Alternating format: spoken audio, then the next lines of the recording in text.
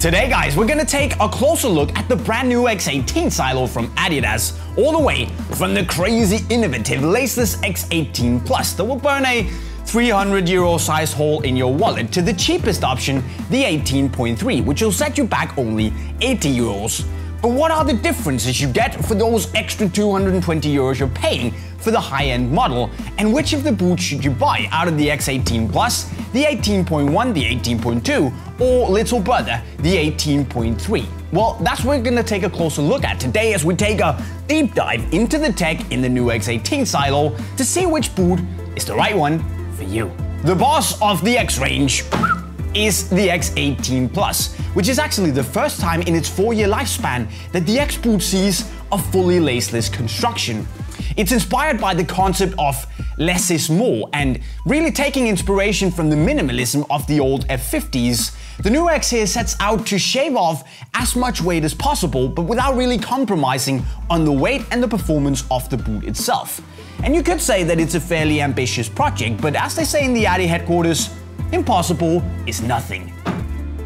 And to make all that possible on the X, Adidas used their so-called Skeletalweave technique, which is a weaving technique that uses stronger yarns than prime knit, for instance, and that allowed Adidas to create bigger spaces between the weave pattern in itself, but without, of course, losing any strength in the upper package in itself. That's kind of a given. They also added this here really thin tech fit tongue color to give you a tight and compressed fit, and they gave us the claw collar construction around the heel to give you a really seamless sensation going under the ankle bone. And if you add to that Adidas using the Drillium technology on the outsole, where they basically drilled holes in places where it wouldn't affect the strength and the performance and the structural ability of the plate itself. And we're talking a 197-gram speed monster that will hug your foot extremely closely and give you the best lockdown in a laceless boot to date. It also comes at a price though at €300. But if you're thinking, hey, screw the price, I want the boot, I've left a link in the corner of your screen so you can actually go and buy it right here, right now. Now, if you for some reason don't want to either pay that much or you simply just like your laces, well then the 18.1 is a very good option. Weighing in at 201 grams and costing almost the same at €200, it's made with this here Speedmesh upper that's a very thin, really pliable mesh that's extremely soft straight out of the box. There's also a very thin mesh color to really wrap your foot closely, a bit like the Tech Fit color on the X18 Plus. And while the upper package here is definitely softer out of the box than it is on Big Brother 18 Plus, it's also a little bit thinner. Now for some people that's very good, but it also means that while I think this is more comfortable out of the box than 18 Plus, you don't get that foam inner lining on the 18.1, which means that you miss out on that really plush sensation inside the boot of the X18 Plus. But in my opinion, still a little bit more comfortable. Also, of course, we have the laces, which means that you get a better, stronger and more traditional sensation of lockdown. But apart from that, tech-wise, the X18.1 is more or less the same as Big Brother 18 Plus from here on out. And while the outsole on the 18.1 might not be as blingy as the chrome plating on the X Plus, well, it's actually the same speed frame outsole using the Drillium technology. Of course, you also get the molded claw cut heel construction, offering you this free sensation around the Achilles. Then there's also the reinforcement here on the inside of the boot that you also see on X18 Plus to give you a bit of stability, but also mostly the durability to prevent it from splitting. And as I mentioned, the biggest differences from 18.1 to 18 Plus is of course the presence of the laces, the thin mesh tongue, and then this softer upper package. And while I do think that X18 Plus is a very good boot, I actually honestly prefer the 18.1, simply because of the slightly more aggressive lockdown and the better stability inside of the boot, the thinner touch on the ball because of the thinner upper package, and then the better comfort because the upper breaks in a lot quicker. And it's actually so good that it's gone straight into my match rotation. For €200, that's pretty flipping impressive. Going another step down, we have the Adidas X18.2, which will set you back €130 and weigh you down by approximately 266 grams per boot. So it is a little bit more heavy than its bigger brothers. But with that said, it also has a mesh upper, and while it does seem to be a little softer than the 18.1 straight out of the box, it also feels a little less premium, and basically it feels a little bit like, I want to say, rubber? It's difficult to explain, but you can definitely feel that it's not as nice of a material as you see on the 18.1s. But with that said, the construction on the 18.2 is actually more or less the same as on the 18.1s, but again with less high quality materials. And amongst other things, you can see that on the tongue construction, which more feels like a neoprene thing. It's not bad, but it's just not as nice as the mesh.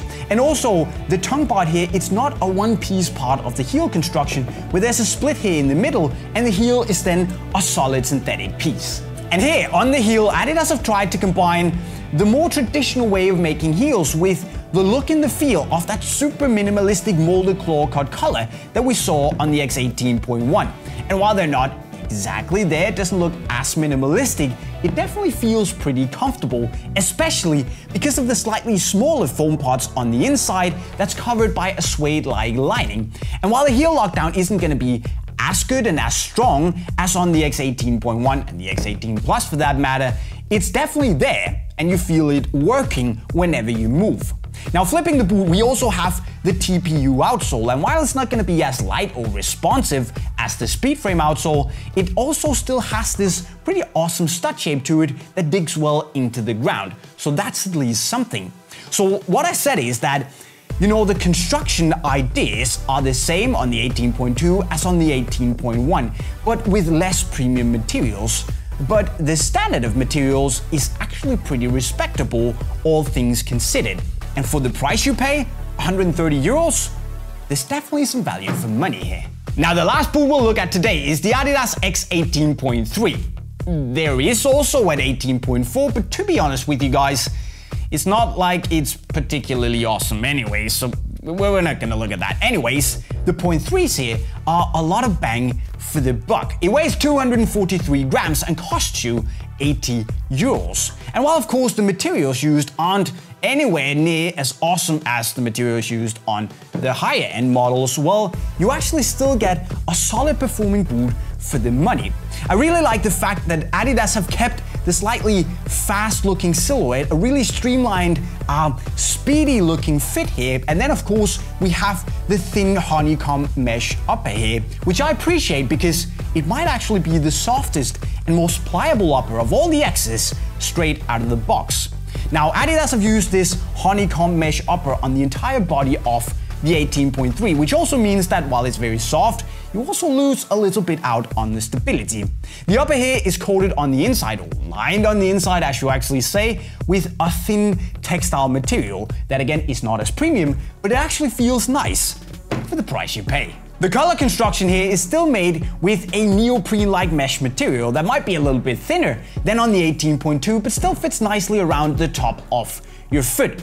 Looking at the heel here, it's also been bulked up a little and it's made with a more traditional cut, featuring a lot more foam and then also a thicker, more plush suede-like liner to focus more on this plush supportive sensation and ultimately to give you a bit more comfort in the heel in itself. Now, it might not be as streamlined as on the high-end boots, but you still get the look of the claw cut color here. Now, if we flip the 18.3, it's actually the same TPU outsole as we see on the 18.2, which I think is a nice move from Adidas to show the 18.3 a little bit of love here as well. So same TPU outsole, not as responsive as the Speedframe, but still with a very nice stud shape. And to be honest, in the end, if you're on a budget, you could do a lot worse than this. It might not look as cool and as premium, but the materials used? So there you go, my friends, the more or less full X18 collection from Adidas.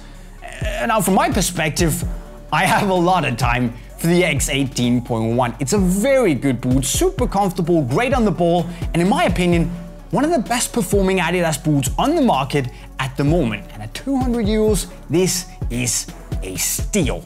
I'm just saying. But what do you guys think about the new X collection and which is the one for you?